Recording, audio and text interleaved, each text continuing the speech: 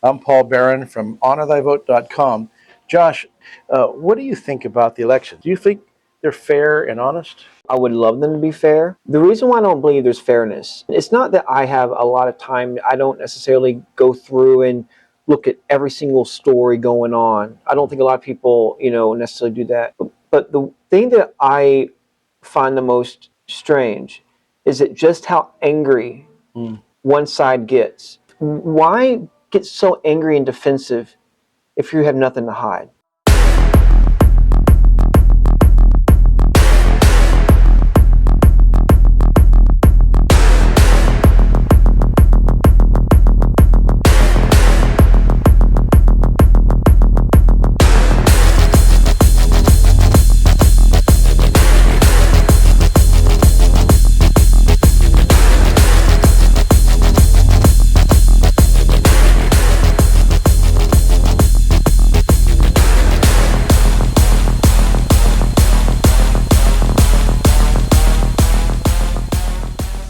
Welcome back to another episode of Honor Thy Vote HTV. I'm Paul Beran. I'm Cynthia Walsh.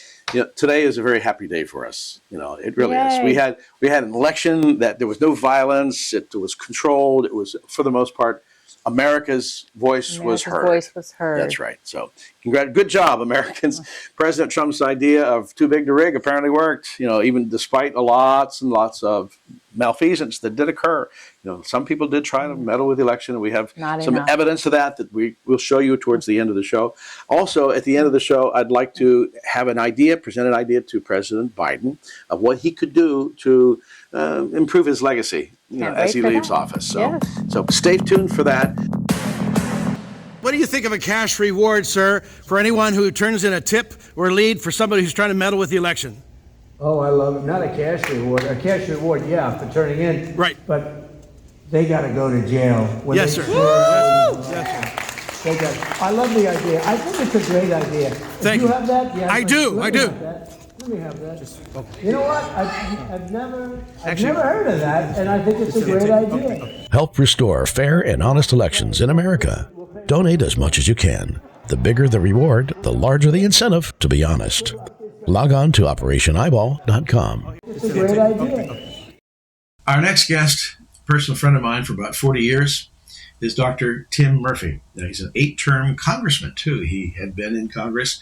He was also a military hero. He wrote this book with the idea that his experiences and his education would help many millions of people through the trauma of PTSD, of anything tragic that may have happened in their life. And according to his own statistics, 8 out of 10 people in America will undergo some form of PTSD. So this book will be helpful for you. When Christ cures, we must all take our own steps toward healing. You can, you will, you must. And this book will tell you how. So we're going to welcome Dr. Tim Murphy to the show. Thanks for joining us here on HonorThyVote.com. You've been around a lot. You've experienced so many things throughout your life.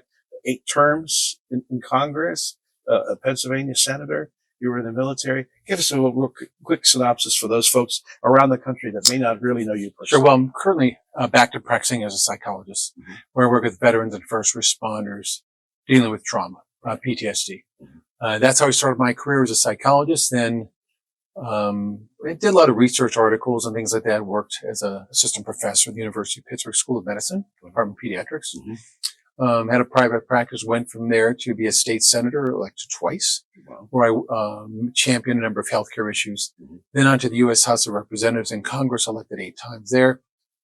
While in Congress, I joined the Navy, thinking if I'm voting to send people to war, and they have needs, I would help them with that, so with trauma. And I worked there at Walter Reed National Military Medical Center at Bethesda, and at a couple of aircraft carriers for some active duty time. But there I worked with traumatic brain injury and post-traumatic stress. Leaving the Navy, leaving Congress, went back to practice, and now my specialty again is working with trauma and PTSD. And you're no stranger to trauma either yourself.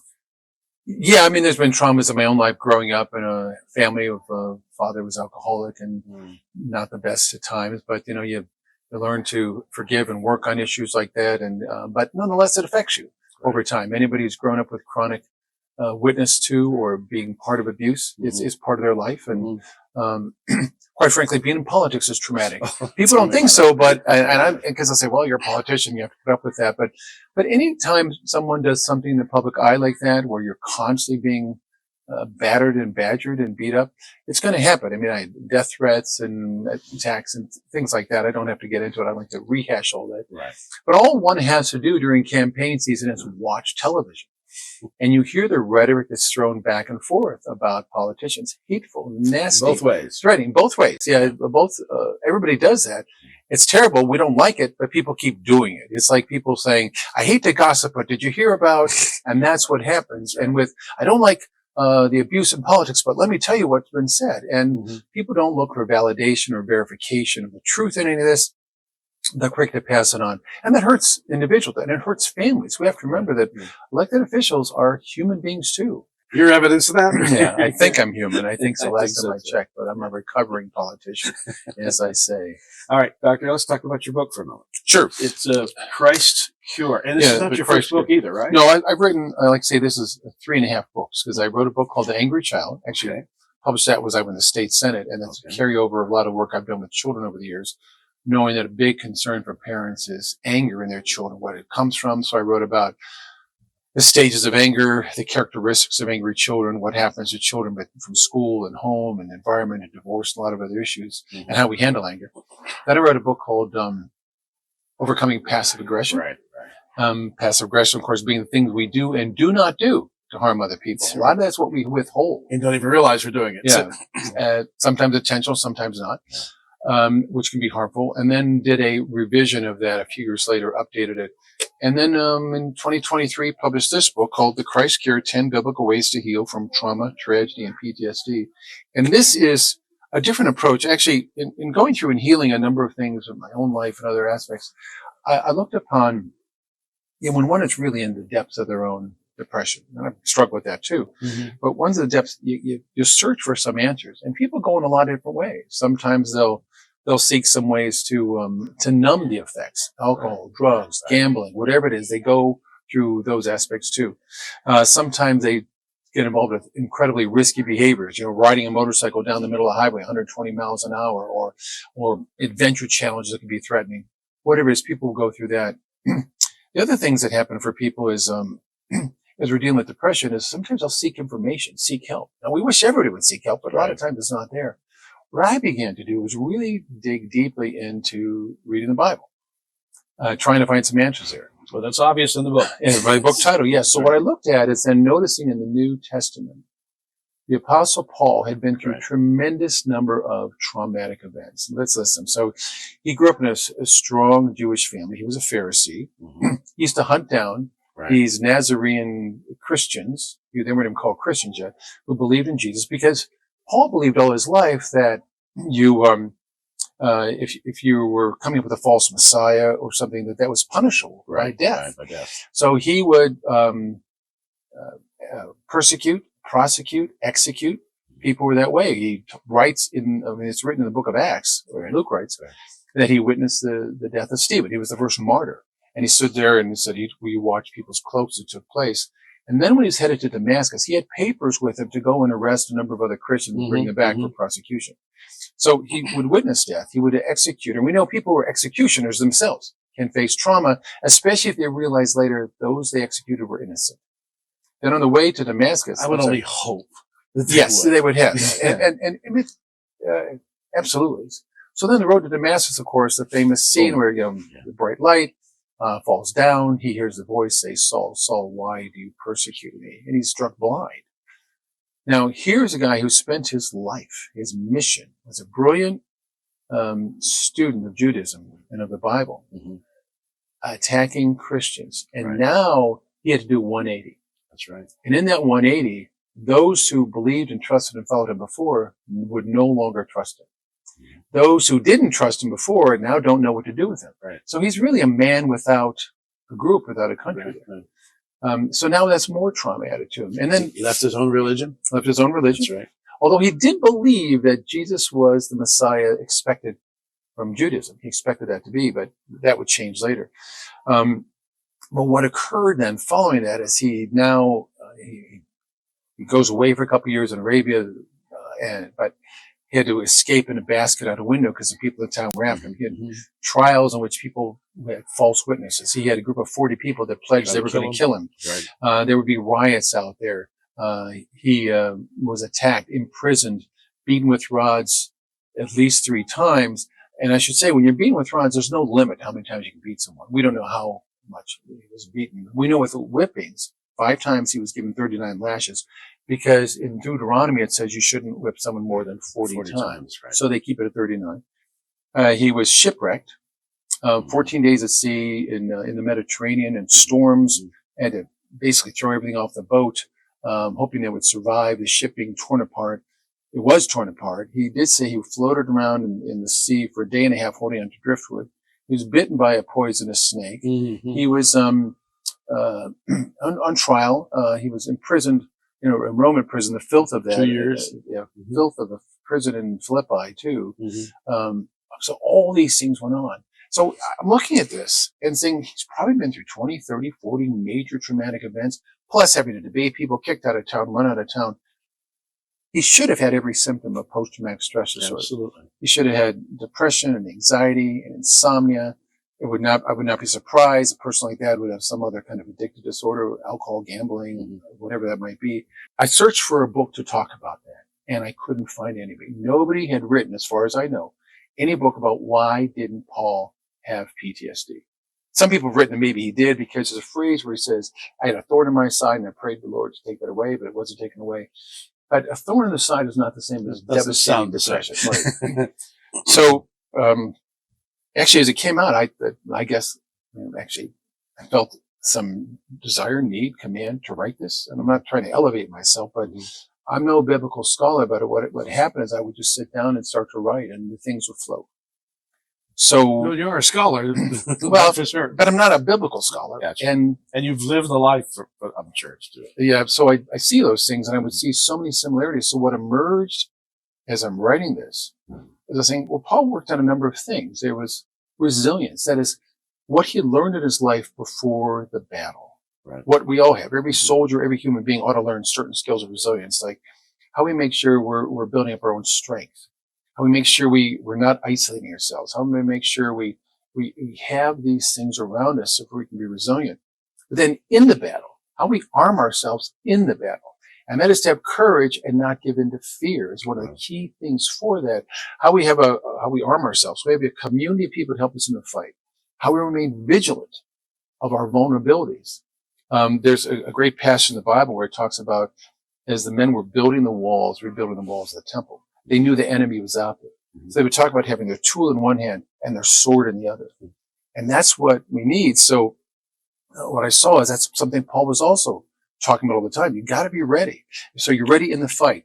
And he talked about this term, press on. You have to continue to persevere and endure. Endurance I see as defense. Perseverance is offense. You got to be ready for it, just like a soldier. So that's what we arm ourselves with. The third thing is what we have to embrace in recovery. Now, a lot of people talk about recovery, especially those with addiction disorders, that recovery, the key aspects here, you have to have hope. You can't face this hopeless. You have to have something there. But you also have to acknowledge where you made a mistake. And that is to accept guilt, not shame. I write in the book, I always present these as dichotomies because that's the way Jesus presented things. It's this or this. You can't straddle the middle. So when it comes to... and they both exist sometimes. Yes, they both. Yeah. So we may have... What I say is that when we, through our own responsibility or something that's happened to us, because 70% of people have trauma in their lives, about 20% will have some lingering symptoms. But in this, sometimes we blame ourselves miserably for this. Of course you do. But if natural. It is. And sometimes we even blame ourselves for things we have no responsibility blaming ourselves for. Exactly. If I only wasn't here, this never would have happened. That's right. Not there.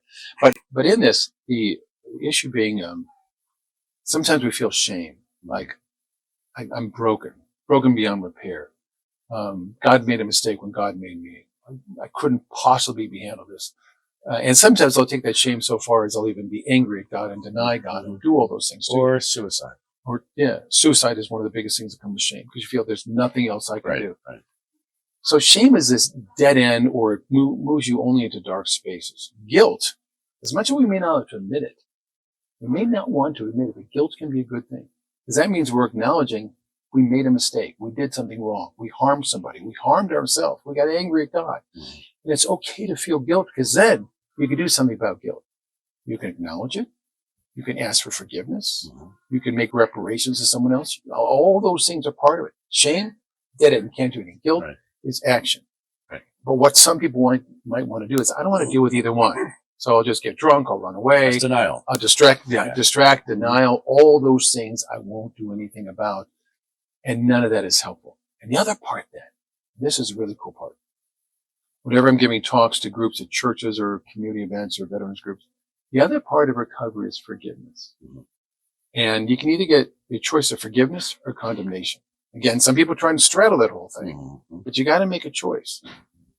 And when it's condemnation, all you do is you harm yourself, harm other people, remain angry. It's like a vessel filled with poison, and you keep drinking it. It's a black hole. Yeah, it's right. There's no way out. And people say, well, I can't forgive the person who did this to me. And I said, let's distinguish this. You don't have to forget what they did to you. You don't have to demand that they say they're sorry. But at some point you say, I have to forgive you. I have to let go of this. Because when we remain filled with condemnation, hatred, we're not going to go anywhere. So forgiveness is not letting them off the hook. It's not saying they don't face justice. It's saying someone else is going to handle that. It's saying I have to forgive and let it go, and also forgive ourselves. The 6 words I use in this in the book are: God forgives. God forgives us. This is all paid up front. Others might. The reason I say others might is, if we hang out for other people to forgive us, you may be dissatisfied. You may be incredibly disappointed. It may not happen. Because people want to gossip. People want to keep you down. People want to beat you up. People want to keep those old. They don't want to admit that they did wrong too. Yes. They want you to remain miserable, no matter what a person's crime is. There's a great freedom that comes when another person forgives, but you can't take responsibility for that. You try. But the other 2 words are I must. So God forgives, others might, I must.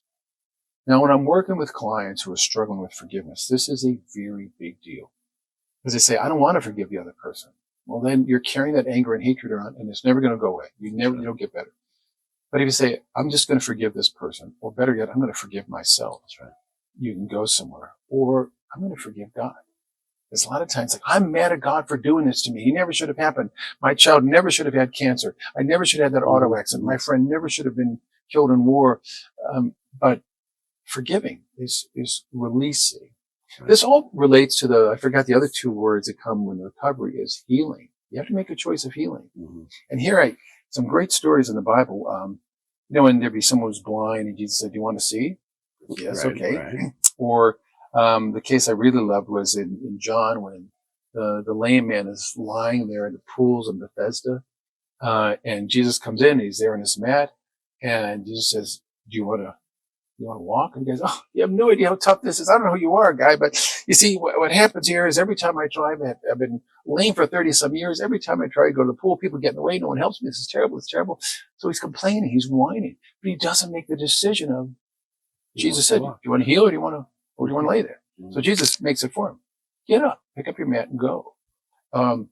This is so important. We have to make that decision too. And in this, what I do is I will ask people, when I'm working with them, one of the first things I ask them when I'm first meeting with them is, do you want to heal or do you want to hurt? And then I'm silent. And I wait for them to give me an answer. And I count the seconds in my head, how long it takes. And sometimes people will sit there a long time in silence. Says, well, is there anything else? Says, no, just ask me, do you want to heal or do you want to hurt? And they go a number of things. Some people say, you know what? I really want to heal. I know we're going to start making progress right away. And some people say, well, I don't want to hurt. Well, that wasn't a choice. Do you want to heal or do you want to hurt? Or they say, well, what's involved with this? I say, we're not negotiating. Do you want to heal or do you want to hurt? You tell me what you want to do. And they say, I'm not sure. Okay, but tell me which direction you want to go in. Even if you don't know how, tell me what you want. Because Jesus didn't say to the lame man, do you think you might want to walk or not? Or the blind, you want to just need glasses? He would ask these questions. This is so fundamentally important for us to get better from trauma. Make the decision. Make a decision. And that's a tough decision. Right. Very tough. That's why sometimes we delay. Even to understand that you have the power to make the decision. Yes. That's the toughest part. And a person who's grown up in trauma and told all their lives, you're worthless, you're no good, you can't do this. Think of how empowering it is to make the decision. And I said, you don't have to know the way. You just tell me which way you want to go. Right. I won't help you go towards hurt, but I will help you go towards healing. The fourth stage, and this is really important. So remember I said you build your strength in resilience. You arm yourself in resistance in the battle. You embrace the healing, the forgiveness, the guilt, all those things there. But the fourth one is you accept. This is renewal. And this comes from Romans 12:2, when Paul writes, to be transformed by a renewing of the mind. Transformed. Not just a little bit changed. Not just feeling better. Not just taking some medication, but transformed. This is a big deal. And so here's the four things that Paul really tells us about. Faith. You have to accept faith. 2, accept trust. 3, accept grace, that God loves you no matter what. He loved you before you even thought about you. All those things have been there, but you got to accept that someone loves you. And that's really tough when we are traumatized. Right? So we're filled with hate and everything else. And the fourth one is then have a mission in life. Turn that into action. Go help other people. Go help yourself. Or go on and do something. So what I saw Paul doing, what we can all learn from at any time, is that when we work on our resilience, our resistance, our recovery, and renewal, wow, it is a major change for us. And that's where I see people who are affected by trauma can make a big, big difference in their life, or they can struggle for years. But that means where this book is different, and me as a psychologist, a lot of psychologists don't want to talk about faith. In fact, we're told don't talk about that stuff. But about 60% of people, when they see a counselor, if they're religious, they want their counselor to talk about it. But if their counselor doesn't talk about it, you think, well, this is taboo. I can't go over this. Afraid to even ask. Something's wrong here, so maybe it's not a good idea. But it really is. The most psychologists, I think about 50% say they're atheists or agnostics. I think it's zero training in this. And they think, well, I can just do this without talking about faith. I say, no, you can't. No, you can't. You can't say, I'm an auto repair mechanic, but I've never worked on a car and I don't believe in cars. Well, you ought to step aside. I was given a talk once to a bunch of counselors about PTSD, and this was during the height of the war in Iraq and Afghanistan. And I asked the audience, how many of you want to work with veterans and military people with PTSD? And all the hands went up. That's why they were there. Because how many of you are against this war and felt we never should have invaded? A bunch of hands went up. I said, okay, you can be here, listen, but don't ever talk to a veteran about this. You're not qualified, because they'll see right away that you believe what they did was wrong. So my point is, counselors are not trained. So this book is really to help them. Counselors understand how to work with people, but it's also there for clergy. Most clergy have no training in counseling. In fact, only about 15% feel they're adequately trained to counsel someone with severe mental illness. So it's I call it a handbook for the broken and the people who love them, because sometimes the individual's not ready to be changed, but the family wants to support them. Sure. And for counselors and clergy who want to understand that nexus between biblical teachings and the science of psychology and change. So that's a lot of information there, but that's where this all comes. Well, there's a lot of it we're going to find out. Who will be the next president of the United States? And if the polls are accurate, that it's so close, that means half of the country is going to be traumatized. Any advice for them besides picking up the book and reading it for them? Well, let's go through this, because someone may see this well after there's election, but I suspect our country's going to need a lot of healing, because this isn't just vote for a person. It's vote for a concept, vote for principles. And what has been thrown back and forth by both sides has been a lot of really negative, vituperative comments. This isn't just, I disagree with you. This is people saying hateful and nasty things. A lot of them is true stuff. So when we see our leaders behaving this way, it naturally is going to trickle down that people say, well, this is okay to speak this way. And so people's, see people who don't even want to talk anymore. Relatives don't want to talk anymore. Friends don't want to talk. How it's terrible so is divisive. that? That's trauma right there. It's certainly, our words have been turned to trauma triggering words. I mean, we use the word trigger for all kinds of things now. Oh, you ordered ice cream. I hate ice cream. I'm triggered by that. But it's a lot of other things too. Pronouns. That take place, right? Our pronouns. People get triggered by that. We've lost the ability to manage stress. Look, life is stressful. Going back to Jesus, he said, listen, I want to break the news to you guys. This is going to be really bad for you. And only one of you is going to live to the old age. The rest of you are going to be tortured and you're going to die by this. But that's what we need to look at too. What Paul gives is this very hopeful message. Like, no matter what happens, our suffering is small compared to what happened to Jesus when he paid up his Yeah. rent.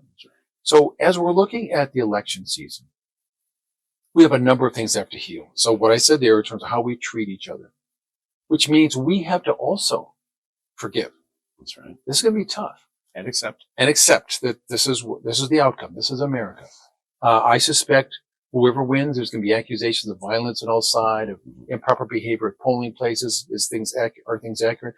One of the first casualties of war is truth. Now, in this case, what's going to be a casualty of this election is trust. Leaders have undermined their own ability to bring out trust for leadership. So whatever side has won, they'll say, well, I don't trust this other side, or I don't agree with this election, or something's wrong. And after the last election, you saw people saying, well, Trump is not my president, or Biden is not my president, or whatever else that goes on there. And the same thing will happen here too. But here's some other healing. There's some awful things that have happened in the United States in the last few years. You have millions of people who have crossed the border, undocumented, and many terrorists that we know of, captured and released, some set out. There have been many criminals, some captured and released, 500,000 some returned. Yep. We have seen the number of cases that have been out there of murders and sexual assaults, and people put out on bail. Yep. All sorts of things taking place. Yep. We've seen cities say, well, we're no longer going to prosecute if it's less than $900. So everybody goes into Walmart and steals things and things like that. Stores are going to close. Yep. People will lose their jobs as a result of that. More homeless, huge amounts of homeless. And of course, the trust of whether or not people should be voting if they're not American citizens. They're not supposed to by law. Right. But we've already heard there's some action there. But there's also, this is one of the most troubling things to me, 300,000 plus people have been sex trafficked to this country. Right. Now, if you look at, and I get this data that has come from a PBS program where it was portrayed in terms of how many actual slaves were brought to the United States from the 1600s to 1865 when Lincoln said no more slaves, set them free. That's a little over 300,000. We've already exceeded that. We've exceeded that. And those are numbers that 300,000 comes from a number of things, particularly Health and Human Services, so HHS and some of the documentation. But those numbers are how many come over each year. We've far exceeded the number of slaves, of children and adults today. So what is of grave concern is the government hasn't done anything about this. This should have been the full force of every law enforcement agency to find everybody out there. But for us to say we're going to let these kids suffer, these women suffer, We should be appalled by this. We should be incredibly angry. Move to action. And so what we hear is people going back over what happened in the Civil War, pre-Civil War and slavery, awful times. But that was over 100 years ago. We have this in real time now what's taking place. And it's very disturbing that it's not been a campaign issue. I mean, this should have been out there all the time. Where are these children? Where are these women? Where are these young boys? We know that many of the drug cartels took family members and held them hostage in Mexico or other countries and said, we're going to take all your money, drop you off in the United States. And so what they find is the only way they can survive there is become either part of the drug cartel network, selling more drug, more fentanyl, or being involved in one of these sweatshops or brothels or whatever it is, these awful things that take place. And these people have disappeared. This is part of the healing that we better come together. And I think that's one of the places we ought to come together as Americans and say, can we at least agree to not harm the children? This is massive and it has to take place. It's our future. It's the future of mankind. You know, what we're doing to kids and what we're allowing to have happen to kids and even the abortion rate. It's just, where are we? What is our thinking? We're going to disappear as a human race unless we turn things around.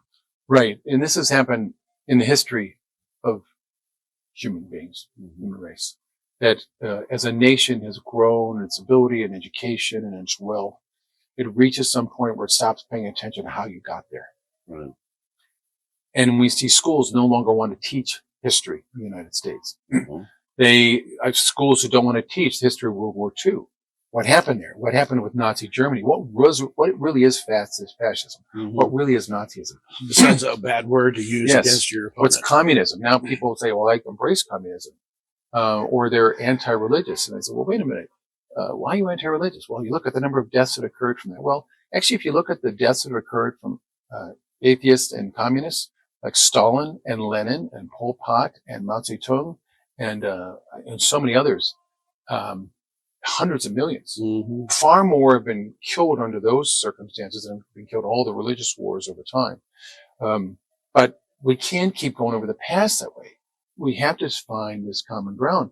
Now, it's going to be tough for whoever is elected president and tough for Congress to say we have to let these things go. It's very difficult.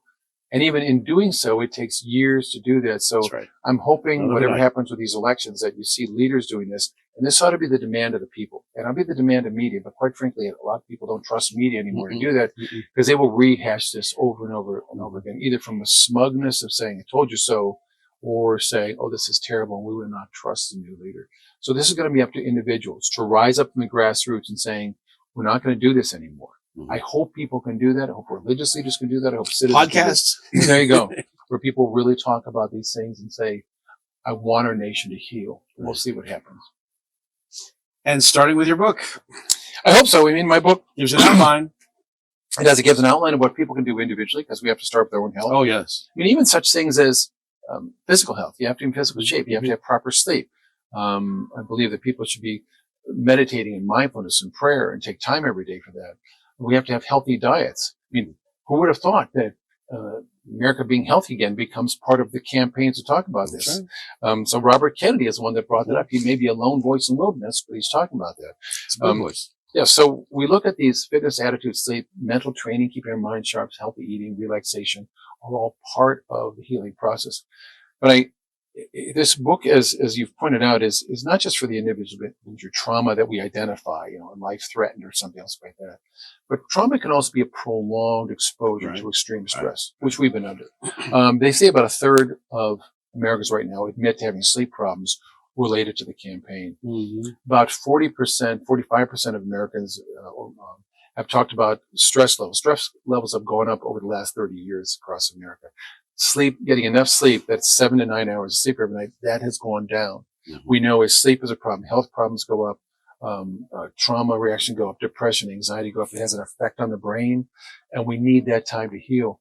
So I'm hoping whoever's in there that we have a solid secretary of HHS. We have someone who's really, remember, there used to be this thing, the President's Physical Fitness Program. I remember Kennedy really emphasized that. Every student has to do this stuff. You don't hear about that anymore. Our obesity rates have gone up. All these things for children need to change. And I hope leadership is there to say, we're going to talk about what's healthy for America. We're going to talk about what's good for America. And that's part of healing for America. Being a good first lady to lead us in that march. Someone to do that, all those levels. But it's going to take a lot of guts on the part of politicians. They work together. Now, that doesn't make good sound bites. So, depending upon which station you watch, there's MSNBC, CNBC, CNN, Newsmax, or none of the above, that they each will admit that they have their audience and they play to their audience. And I get that because they want to have ratings, they want to have publicity, they want to have commercials on it. That's how it works. And that's how it works, and that's how they get paid. But somehow in this country, what I talk about, and this is where I think this helps with regard to where it lay out in the book, that if people understand that they turn towards their faith and understand that and know it, and the energy has to come from ourselves. We can't wait for the other person. I think of it this way. If you know a house is starting to smoke and there's a fire in there, you call the fire department for help. Yes. Sure. But if you know that there's someone in there and you rescue them, do you go and rescue them? Or do you stand back and say, oh, it's too bad. I could have done something, but I didn't. Well, that's where we are. We have to be willing to rescue ourselves and rescue each other, being honest and humble and forgiving. That's going to be tough. That's the only cure that I see happening for our nation. Well, there's a call to action right now. It used to be that people would complain about they did this and I'll wait until they take care of it. We are they in today's culture. And to do nothing is to do something. Yes, it becomes complicit, with the bad deeds that you're complaining about. Right. Doctor, you've been a great help. Really. You keep up the good work. Thank you. And any more political aspirations? No, I'm done with that. I'm recovering from that. I did. It was an honor to serve. It was a real honor to be able to be voted by people to do that. And I was able to accomplish some mighty things in the area of reforming the mental health system. Oh, that's right. There's much to be done. But we, as I say in my bill, we didn't get everything we wanted, but we wanted everything we got. And there's still much more because America still has some huge problems with mental illness. Half of kids admit to some kind of anxiety or depression. Those are massive numbers. We need to heal. Right. So I hope we can continue to do that, and I'll work with anybody who wants to work on those things. But for now, I'm trying to teach others to do that at this stage of my life, be one who is a mentor for others and help other people have some energy, willing to get in the ring. I've done my time. I've got my scars, I've got my lashes, but I hope other people can step up and do that with strength and courage. Let's hold this book up so for everybody sees The Christ Cure, 10 Biblical Ways to Heal from Trauma, Tragedy, and PTSD in Politics. There you go. And I have a website, drtimmurphy.com. That's drtimmurphy.com. But that's available on Amazon and other places too. And I hope people like it. They can reach me through my website and tell me what they think. I'd love to hear from people. Good comments. Thank you. All right. God bless. All right. This year's presidential election is most critical for the survival of our nation. Only with extreme scrutiny by American people can we be assured our elections are true and honest. Be very watchful at all levels of government. Let those individuals responsible for counting and reporting votes know in no uncertain terms that any suspicious activity will be immediately reported to the authorities and posted online. Please visit Operation Eyeball to see all the many ways elections have been altered by malicious actors right before our eyes. We cannot rely on conventional law enforcement channels to catch all these criminals and bring them to justice. We are all called to action. We need to be vigilant and watchful. Go to OperationEyeball.com. Keep in mind, it is illegal for non-citizens to vote anywhere in the United States in a federal election. Come to Operation Eyeball, offer your tips and suggestions. There is a reward for any tips that lead to the arrest and conviction of anyone attempting to alter the election illegally. Go to OperationEyeball.com. Well, that was really a wonderful interview. He's such a wonderful man. He is, and I've known him for so many years. I've got to tell you, he is just that way with everyone. What did you think? Sounded great. Those folks who are suffering a little bit from PTSD, from either the election or something personal that's happened in your life, our heart goes out to you, but so does the book. There's a solution here for you, and it'll really help guide you through the process. I'd like to talk a little bit about now the election process that we all experienced. Speaking from Operation Eyeball as our sponsor, there's been lots of instances of election malfeasance and voter malfeasance out there in this past election, and apparently President Trump's concept of too big to rig did work. It worked. Yeah, and that's a good thing, right? But at the same time, it's bad that so many people really tried their best. Even something as small as taking out yard signs. I mean, that's against the law. You saw them taking the yard signs down. And caught on video, too. Yes. Yeah. Now, let me first make this point, that when you have someone who's undecided, and they put a little mark on one, oh, wait, I changed my mind, and they fill in the other one instead, if there's any kind of mark on both of them, that voids that ballot. Yes. Now, here's the problem. Some of them, the ballots in Virginia are printed per person. The machine prints it for them. Yes. We had reports that some of the Harris boxes had a dot in it. So if you voted for Harris, no problem, you just filled in the dot. But if you wanted to vote for President Trump, because of that dot, that ballot became void. So it didn't get counted. That's a systemic problem that obviously needs to be fixed and never done again. I don't know why or how that happened, but we need to certainly look into that. And I hope that didn't happen to you. Now, there's another one that's out there, too, and this is just unbelievable. Now, if you ever wrote in a candidate's name on a write-in, you probably were told you have to make sure that you spell that name right. Exactly right. Well, what if the pre-printed ballot had a misspelling? That rule applies to that pre-printed ballot, too. And in many counties throughout America, they had Triump.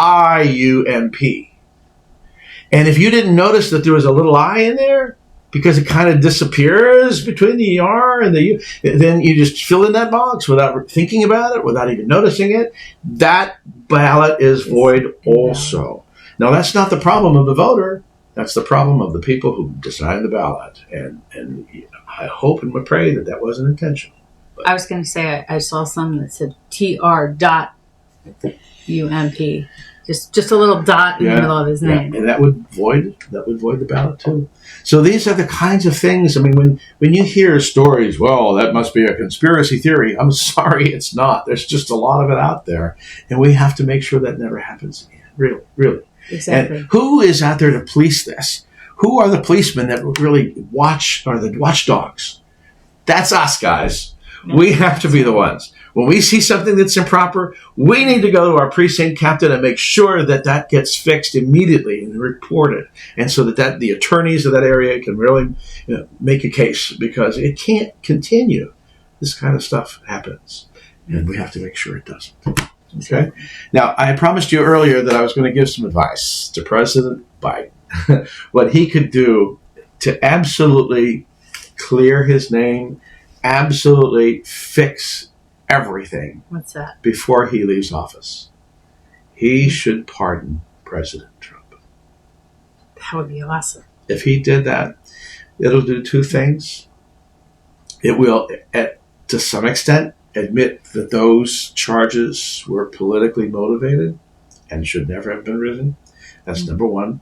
And number two, it might be just a little twist of the knife into those who forced him off the ballot and replaced him.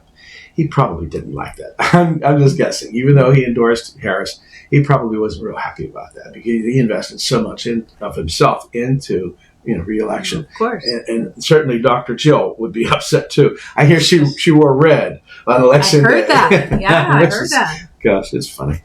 But anyway, that's my suggestion. President Biden, do the right thing. Pardon President Trump. What that would do to the attitude of the country to unify us. You said you were the great unifier. Well, here's your chance to do it. In fact, your last chance, right? And you better do it quickly, because the DOJ is getting ready to drop the charges, I heard anyway. I heard that. Yeah, but they haven't yet. So get on TV and say, look, I pardon President Trump. Let's reunite the country. Let's move forward from here. And God bless America. Positive. And make it positive. That's right. Yes. So that's it for today's show. We've got really a lot more coming in store, but we're going to have a little bit of a twist. We're going to change our brand just slightly. Now that the votes have been cast, the election is over, we're going to modify our brand just a little bit. And still in line with the HTV logo, we'll be honorable.tv. Now, that doesn't mean we're going to stop broadcasting. We will continue the podcast. We will have several. In fact, I have several wonderful guests lined up that'll take us right up through January 6th and the inauguration. And one of the things we can look forward to is actually an interview with the mother of Ashley Babbitt. So she'll be here. That's as exciting. Well. It is. And others who will actually offer testimony as to what really happened in January 6th and what we can do to prevent that from happening again. So be looking out for new episodes of HTV, honorable.tv. We'd love to have you. And my suggestion for President Biden, to kind of turn his presidency into a legacy that he can be proud of. He claimed himself as a great unifier of the United States. So here's your chance, President Biden. What you need to do is pardon President Trump. But do it soon, because the DOJ is talking about dropping the charges anyway. Pardon him, because that will bring those two divided halves together and really prove to the country that you are doing this for America, that you want to bring Americans together. Move forward. Yeah, and move forward. That's right. So there's my advice to you, President Biden. You want to pardon President Trump, and do it very soon. So good luck to you. Thank you. And thank you for watching. Come back next week. We'll have a wonderful guest lined up for the election, not for election integrity, but for electoral integrity. We want to make sure that those who are coming to the Electoral College know that America is behind them. They want them to represent our will, our votes, and not what they're being told by their party to do. Okay? God bless you all. Thank you. Bye-bye. Bye.